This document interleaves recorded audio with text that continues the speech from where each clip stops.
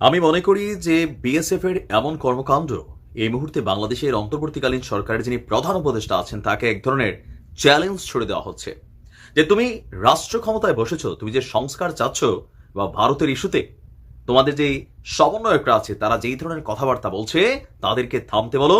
তোমাদেরকে আমরা এভাবেই চার পায়া প্রাণীটার মতন গুলি করে মারবো, তারপরে দেহটা নিয়ে যাব, এরপর সেটা ফেরত দেবো না, পারলে কিছু করে দেখাও।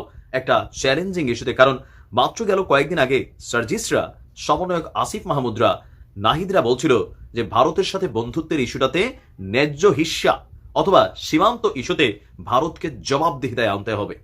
তো আমরা এবার এই ইস্যুটাতে মনে করি সেটা বাংলাদেশের পক্ষে সমন্বয়করা আবার একটা অবরোধ আন্দোলনের ডাক দেন, কারণ এটা এখন নিজেদের কি বলে যে অস্তিত্ব রক্ষার একটা ইস্যু আসছে। কারণ 14 বছরের এই হিন্দু মেয়েটাকে বিএসএফ যেভাবে গুলি করা মাইরা তার দেহটা নিয়ে গেছে সেইটা আমি কোনোভাবেই মানতে পারি না। তবে আমি সীমান্তে বসবাসকারী আমাদের যারা ভাই বোনেরা আছেন তাদেরকে আবারও বলি, আপনারা যদি অনেকেই মনে করেন যে আমি হিন্দু, ভারত ধর্মভিত্তিক দেশ হিসাবে আমার সেখানে পবিত্র ভূমি, তো এই আবেগে যারাই এখন সীমান্ত ক্রস করতে যাবেন ভারতীয় দালালদের ফাঁদে পড়ে আপনাদেরকে কিন্তু মাইরা ফেলবে, কারণ বিএসএফ এর মাথাতে এখন অন্য কিছুই ঘুরছে।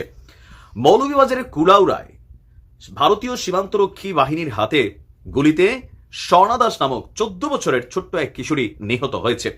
রোববার রাতে উপজেলার শরীফপুর ইউনিয়নের লালারচক সীমান্ত এলাকায় এই মর্মান্তিক ঘটনা ঘটেছে। গুলি করে তাকে মারার পর তার লাশটা নিয়ে চলে গেছে শূন্যরেখা থেকে। 2রা সেপ্টেম্বর সন্ধ্যার দিকে আমাদের বিজিবি 46 ব্যাটালিয়নের একটি দল নিহতের বাড়িতে যাওয়ার পর খবরটি জানাজানি হয়। নিহত স্বর্ণা আমাদের এই হিন্দু বোনটি জুড়ি উপজেলার পশ্চিম জুড়ি ইউনিয়নের কালনিগর গ্রামের বাসিন্দা পরেন্দ্র দাসের মেয়ে। সেই স্থানীয় নিরোধ বিহারী উচ্চ বিদ্যালয়ে 8ম শ্রেণীতে পড়ত। স্বর্ণার বাবা পরেন্দ্র দাস এবং মা সঞ্চিতা রানী দাসের সাথে কথা বলে জানা যায় তাদের 4 ছেলে মেয়ে।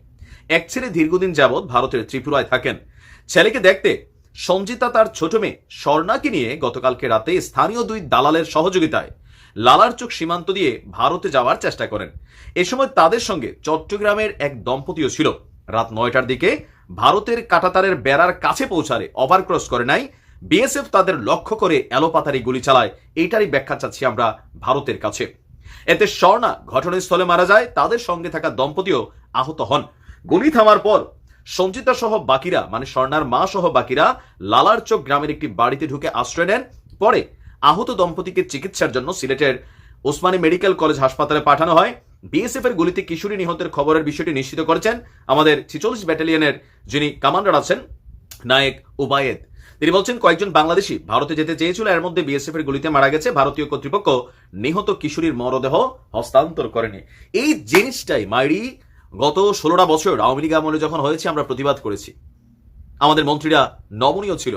আজকে সার্জিসদেরকে বলবো তোমরা ক্ষমতার চূড়ান্ত জায়গায় পৌঁছেছো, নাম ডাক যশ খ্যাতি সুবিধা সবকিছু পাচ্ছ, কিন্তু এই ইস্যুগুলোতে তোমরা যদি এখন থাইমা যাও তাহলে তোমাদেরকে মানুষ কিন্তু বয়কট করবে, কারণ এই বিষয়গুলা ভারতের সাথে কোনোভাবেই এটার কোনো সুযোগ নেই।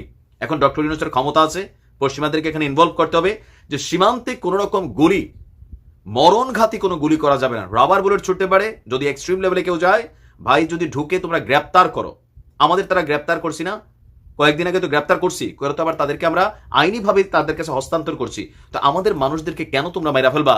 আমাদের সীমান্তে থাকা অবস্থায় গুলি করে মেরে তার দেহটা নিয়ে যাবা। আজকে সমন্বয়কদের সময় এসেছে।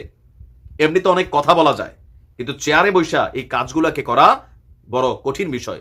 বিপিন উর্দের দৃষ্টি আকর্ষণ করছি, এন্টি ভারত মুভমেন্ট দিয়া পাবলিকের কাছে অনেক জায়গায় আপনারা পাইছেন, সেটা নিয়ে আজকে আপনাদের ভূমিকা কি? ডক্টর আসিফ নজরুল স্যারের দৃষ্টি আকর্ষণ করছি, অনেক কথা আপনি বলেছেন। আজকে সময় হয়েছে, ফেলানির যুগ শেষ। আজকে এই স্বর্ণার যুগে, বাংলাদেশের এই স্বর্ণ যুগে আসলে কি প্রতিক্রিয়া সরকারের পক্ষ থেকে আপনারা দেখান, আমি এটার প্রতিবাদ জানাচ্ছি। ভালো থাকুন।